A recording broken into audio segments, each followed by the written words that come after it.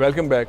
یہ جب ہم نے پروگرام شروع کیا تو ہم اس وقت اپنے گورننس کے مسئلے, کرپشن کے مسئلے, اور آپ بہت ہی جسے کہتے ہیں کہ ایک اس طرح کے سجیشنز دے رہے ہیں, ایسے مشورے دے رہے ہیں, ایسی ایڈوائزز کر رہے ہیں کہ ایسا لگتا ہے کہ ماشاء اللہ لگانا پڑے گا ان چیزوں کو کرنے کے لیے.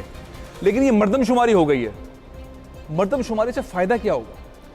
مردم شماری جو ہے وہ بنیاد ہوتی ہے کسی ملک کی منصوبہ بندی کے لیے, پلاننگ کے لیے, کہ آپ کے پاس کتنے لوگ کس جگہ پہ ہیں, کس شہر میں, کس گاؤں میں, کس ولیج میں کتنے لوگ رہ رہے ہیں, ان کی ضروریات کیا ہیں, کتنی گیس چاہیے وہاں پہنچانی, کتنی بجلی چاہیے, کتنی خوراک چاہیے, کتنے روڈز آپ کو بنانے ہیں, ہر چیز کمپلیٹ پلاننگ جو ہے, کتنے اسکول چاہیے, کتنے کالجز چاہیے, کتنی یونیورسٹیز چاہیے, کون سی صنعتیں وہاں لگ سکتی ہیں, مطلب کمپلیٹ پلاننگ جو ہے پورے ملک کی.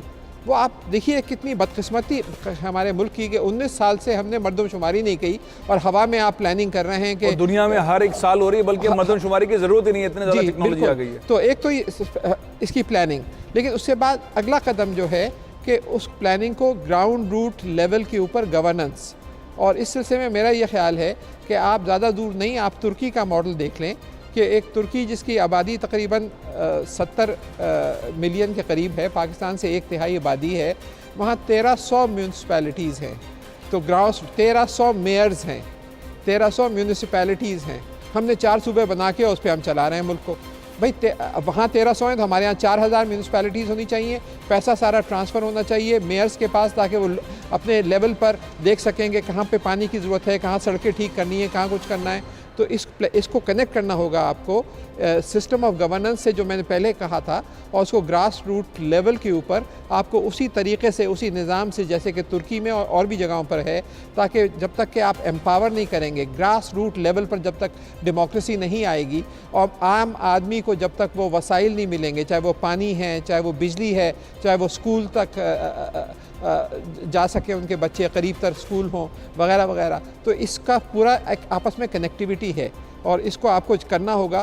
ورنہ بہت سے سیاستدان نہیں چاہیں گے کہ اس کو لے کے آگے چلیں, کیونکہ ان کا پاور ہولڈ ختم ہوتا ہے اس طریقے سے. اگر ان کے اتنے اسمبلی میں لوگ آ رہے ہیں, اتنے پروونشل اسمبلی میں آ رہے ہیں, وہ کم ہو جاتے ہیں بہت سی جگہوں پہ, دوسری جگہ بڑھ جاتے ہیں, تو بہت سارے فورسز, نیگیٹو فورسز پر عمل درآمد ہونا شروع ہو جاتا ہے.